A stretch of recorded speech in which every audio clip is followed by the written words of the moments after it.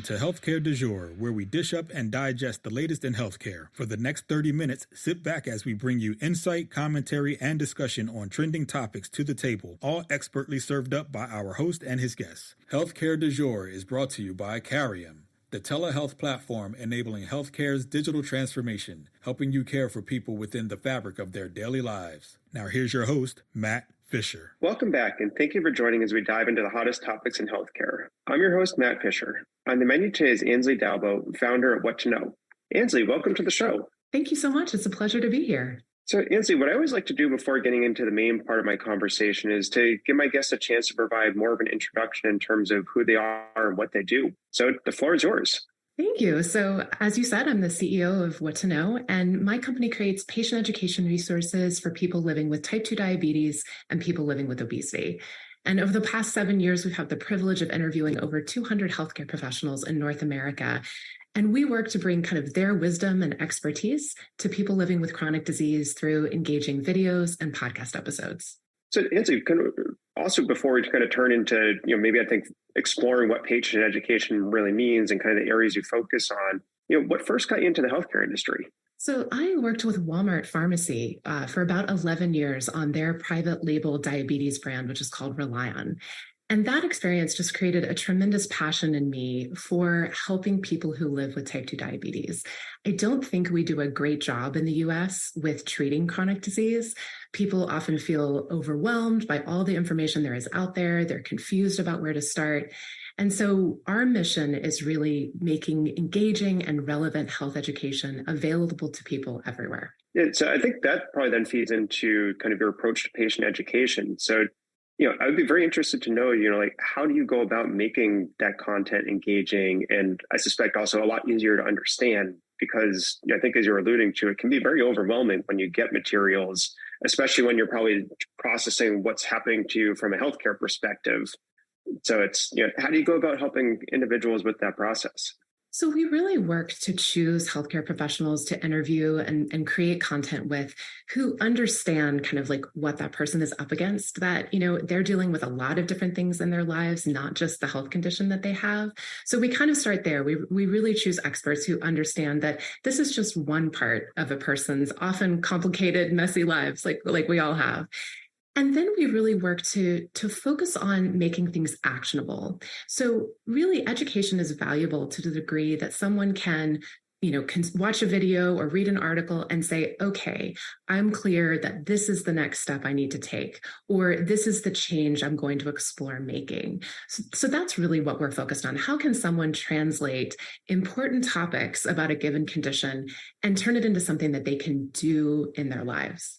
And do you find one particular type of resource more effective than another? Just kind of thinking, either written materials or maybe videos or, what are all, and maybe that's also another way to ask, what are all the different types of content that you produce to help with folks understanding what's the information that's available? So that's a great point. And that's something we've really learned over the last 7 years. I think we started out thinking like, okay, we're really going to exclusively focus on video, but different people learn differently. And so like for myself, I would always rather listen to a podcast episode than watch a video. So, we do create videos. We do create podcast episodes, often from interviews that we do with healthcare professionals. We do create some written content because that's the way some people prefer to consume, health information.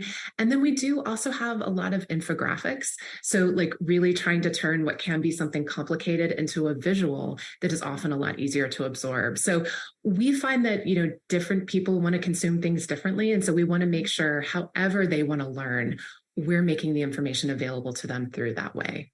And in terms of making the information available, kind of what channels do you use to get the information into the hands of patients? So we use every social media channel. We use Facebook, Instagram, Twitter, YouTube.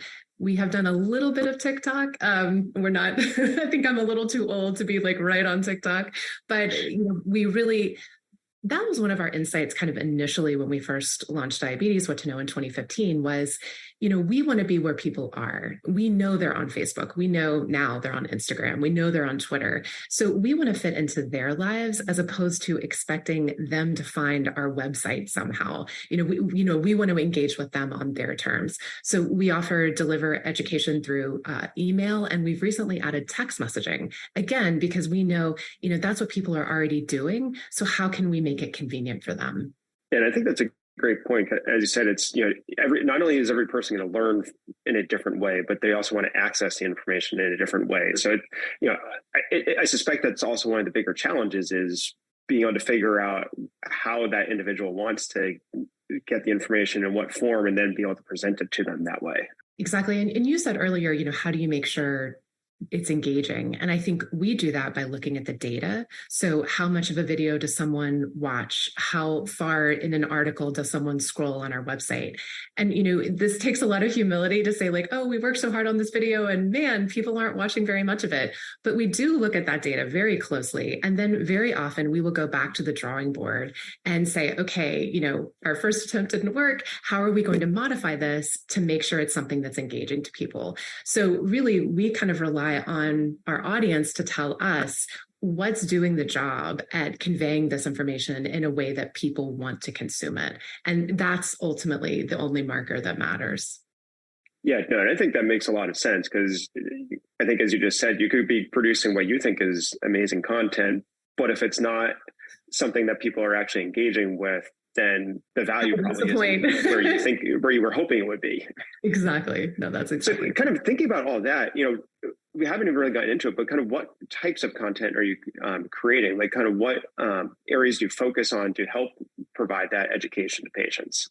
So we really are focused on kind of a holistic approach to managing disease or managing a given health condition. So from the diabetes perspective, we're obviously focusing on helping people make lifestyle changes. So, choose healthier food options, incorporate more activity into their lives. But we're also really focused on helping them recognize that medication is an important tool for managing diabetes. And how can we make it easier for you to remember to take your medication, to understand what it's doing in your body, and therefore, encourage people to continue taking it.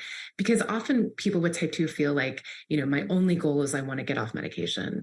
And that's wonderful. And some people can do it for a period of time. But it's really important for people to recognize being on medication is not a failure. And it's most important to look at, like, where are your key numbers? And if you need medication to get your numbers to a safe place, there is no shame in that. You're doing what you need to do to take care of yourself.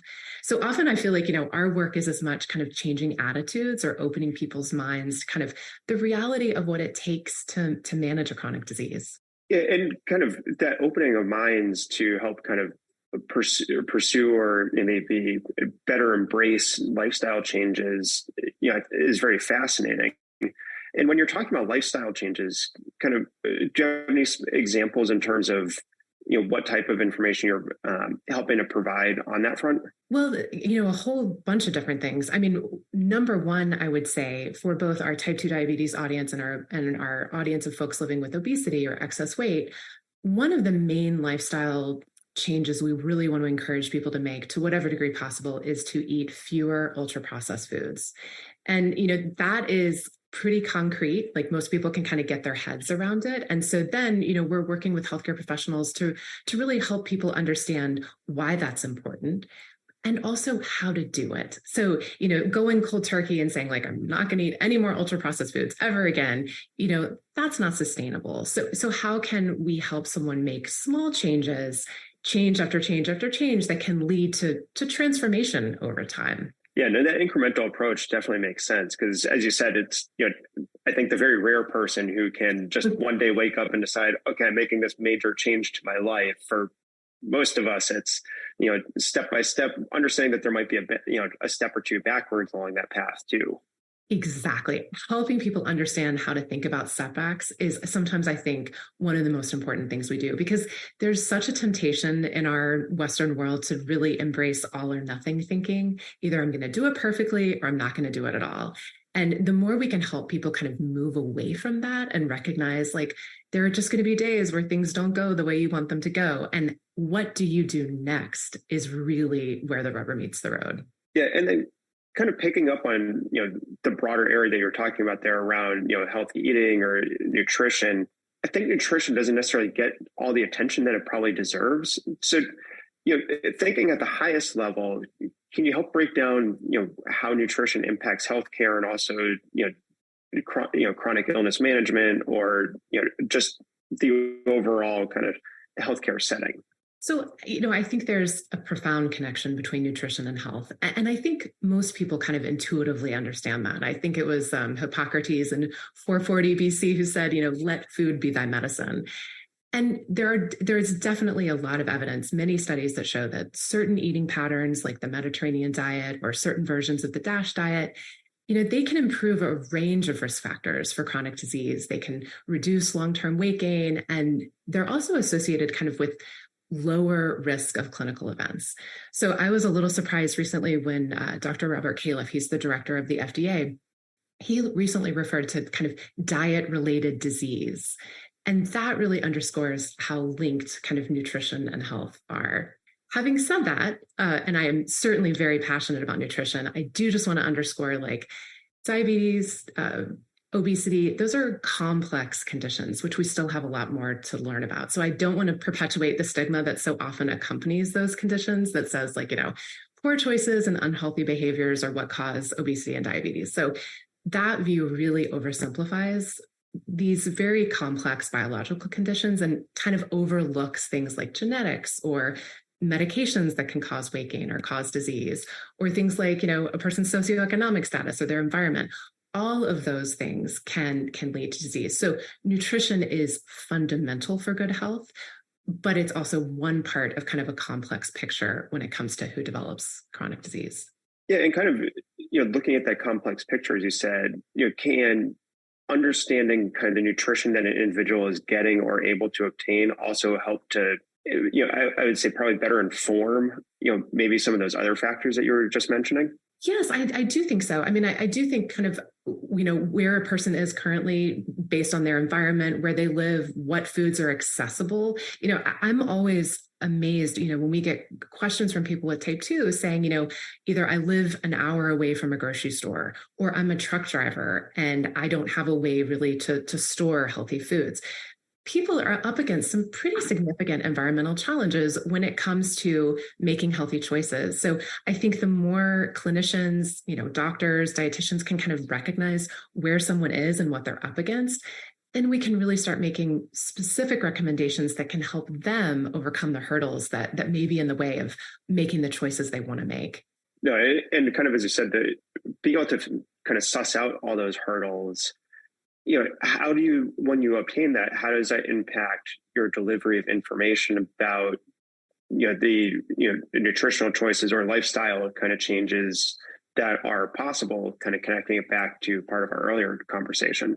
Well, I think our job, because, we're talking to a lot of people at once, our job is to ask healthcare professionals, to answer specific questions from people, but try to keep it broad enough so that people can think about, okay, how does this apply to my unique situation? Because the truth is, good health and nutrition is really kind of much more about broad strokes. The Mediterranean diet, like we know, lots of fruits and vegetables, healthy fats, lean protein, whole grains. Those are broad kind of guidelines that people can then figure out based on their unique situation, their food preferences, how far away they live from a grocery store. They can kind of figure out, how does this apply to me? And that's where really working one-on-one with a dietitian or another clinician can make a big difference for people in terms of being able to make healthy choices. Yeah, kind of, I think as you're suggesting, it's going to lead them into that personalized discussion and personalized decision-making process. And for those of you just joining, I'm talking with Ansely Dalbo of What to Know. We've been talking about patient education and now kind of the importance of nutrition. And Ansely, you're just mentioning, the Mediterranean diet, as an example of, it sounds like the fundamentals in there are, if you break it apart, do lead you towards good nutrition.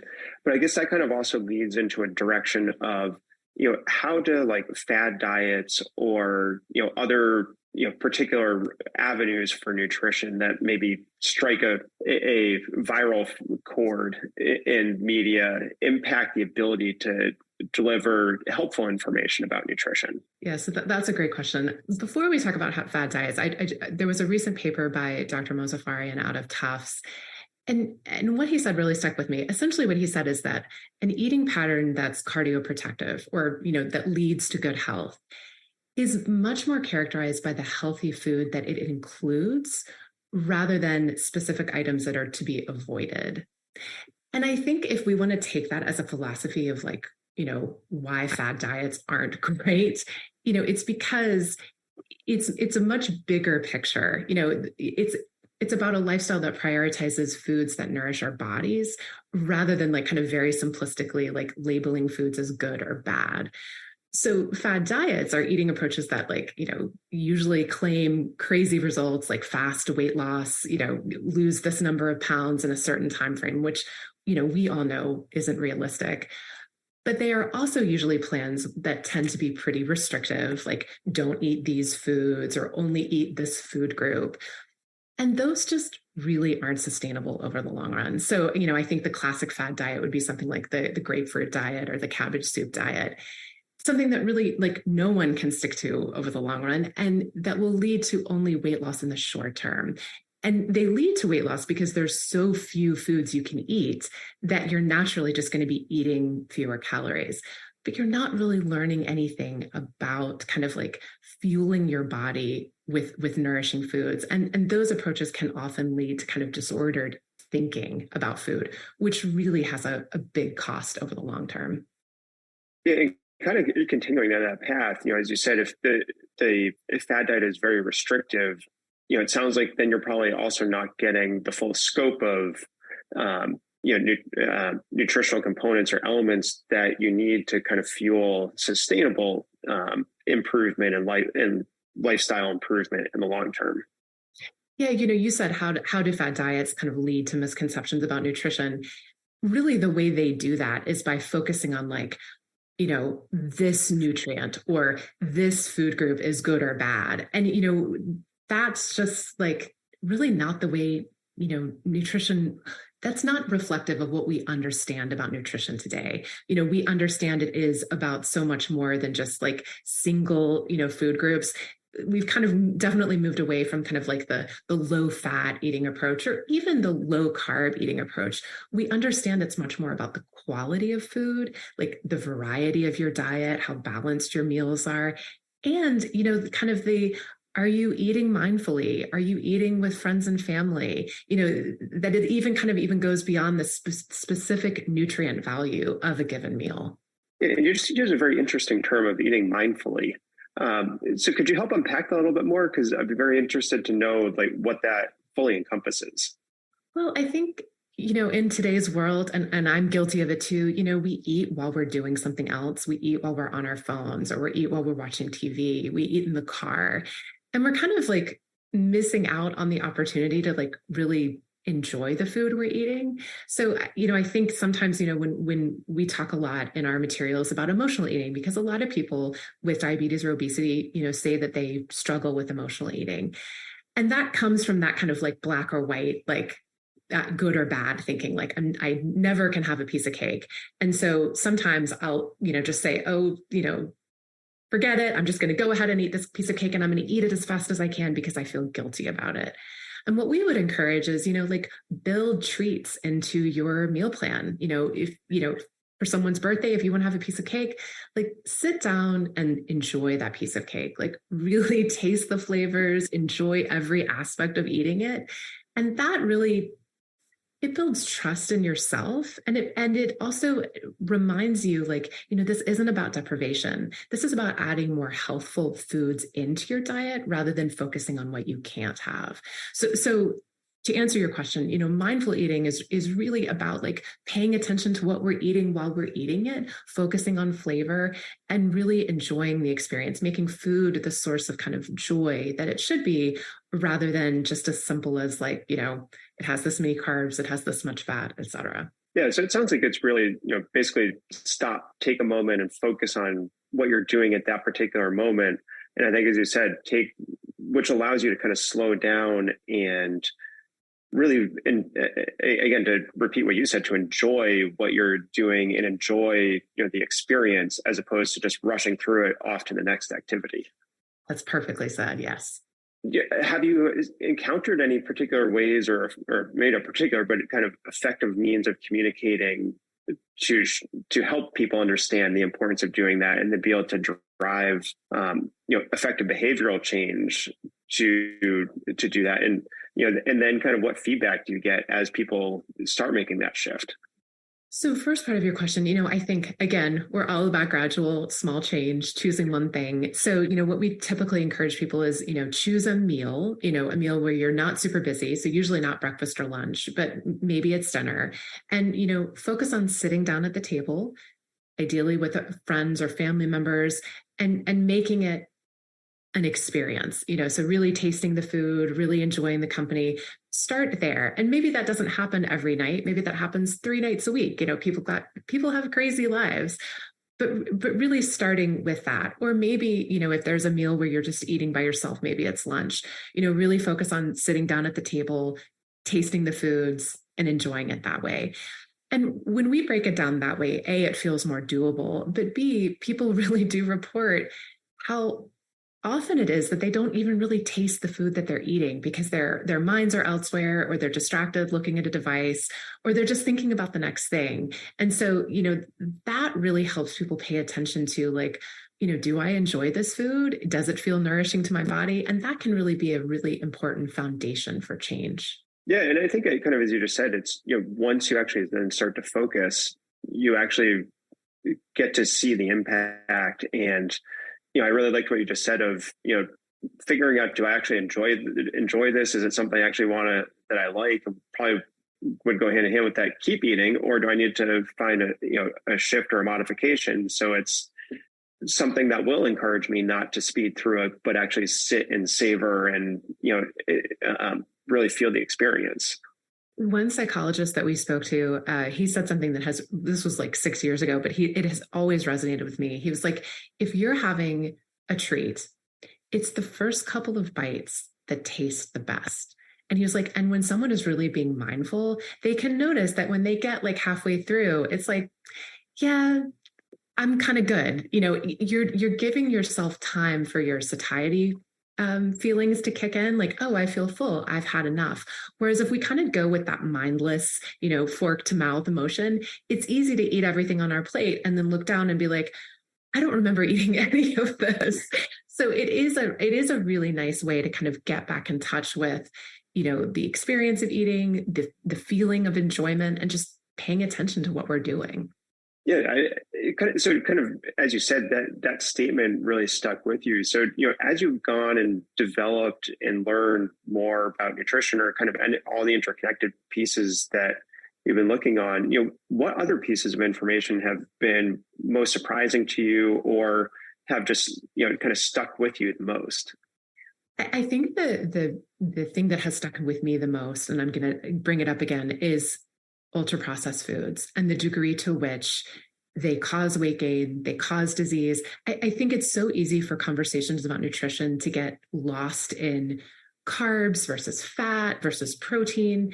And really, like, the strongest data we have, one of the best studies done by the NIH in the last couple of years, shows that regardless of the nutritional composition of a meal, whether it was carbs, fat, or protein, whether a meal centered on ultra-processed foods or not was the number one thing that caused weight gain, because simply people ate more quickly, not because they said they enjoyed the food more, but just because they ate more quickly. So that, to me, was a kind of an eye opener. I think it's just, again, as I said, really easy to get lost in, is it carbs? Is it fat? Whatever. When really, I think, reprioritizing whole foods, that's the key. Yeah, and I probably should have level set this back when you first mentioned ultra processed foods, but what is the definition of an ultra processed food? It's things like chips, cookies, anything in a kind of in a bag, or in container with a nutrition facts label. So things like canned beans, those would be processed foods, but not ultra processed foods. But things like, as I said, chips, cookies, anything in a bag with a nutrition facts label, that is going to be an ultra processed food. And that includes things like bagels in a container. Like bread can be ultra processed if it has a lot of preservatives. Things like turkey bacon, that can be ultra processed. So really it is trying to get it back to like the basic components of the foods themselves. Yeah, so it kind of sounds like a shorthand is like if you're looking at the label and there's a lot of like ingredients that you have no idea what it is, that's probably a decent hint that it's very processed. That's perfectly said. Yes, exactly. The longer the ingredient list, generally, the more processed it is. Yes. Yeah, no, and I think that's a great point. It's, if you're looking at something, unless it's an extremely complex dish where you have a lot of ingredients, if the list of components is getting pretty long, it's not going to be a good sign that it's I think, as you said, like a whole food where it's exactly where everything came from. And even though something small, like buying the yogurts in the yogurt aisle that are sweetened, that is just so much less helpful than buying, for example, plain yogurt and adding honey and fruit yourself. The difference between that is just really significant. So the more we can break it down to kind of like the component pieces of a meal, the better off we are. Yeah, and to that point, it's sometimes it can just be very difficult to even find those foods because it's maybe they're hidden on the shelf or just not even available at all. That is exactly right. And I always think about like kind of the breakfast buffet at a given hotel. It's virtually impossible to find like an unprocessed food at that breakfast buffet other than fruit. You're going to have muffins, you're going to have cereal, you're going to have sweetened yogurt.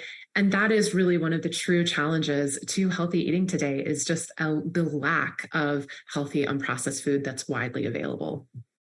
Yeah. So unfortunately, we're almost out of time. So before we do have to part, I want to ask one final question, which is, thinking about nutrition and the interconnection with healthcare, what's the biggest point that you want people to remember and walk away with?